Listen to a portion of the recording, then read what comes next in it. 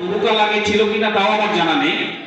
MOIC উনি এখানে রয়েছেন, উনি বলতে পারবেন যে এরকম সুন্দর, এরকম ভালো এবং একটি মডার্ন টাইপের অ্যাম্বুলেন্স আমরা কখনো পেয়েছি কিনা ওপিসিএসসি তে। তো এবার আমরা আমাদের এমএলএ স্যারের হাত ধরে এটা আমরা পেয়েছি, এবং এটা দিয়ে আমার মনে হয় যারা এখানকার রোগীরা রয়েছেন, যাদের হয়তো বা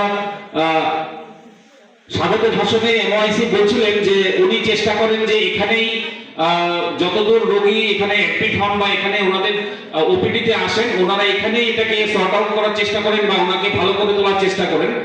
কিন্তু কিছু কিছু হয়তো বা থাকবে বা আছে যে সমস্ত কেসগুলোকে আমাদের রেফার করতে হয়।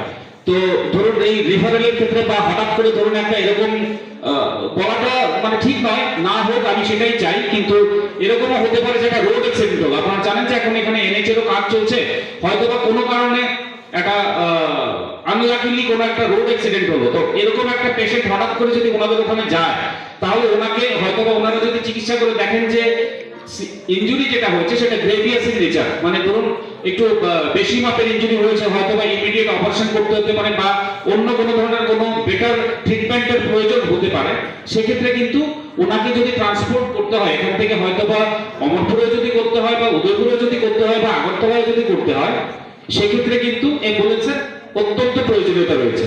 তো এখন আমি আশা করি যে এখানে এই অ্যাম্বুলেন্স দেওয়া এবং এই অ্যাম্বুলেন্সের মাধ্যমে এখানে যারা রয়েছেন, যারা এটার জন্য প্রয়োজনীয়তা বোধ করবেন, তারা এটা যে লাভ সেটা তারা নিতে পারবেন।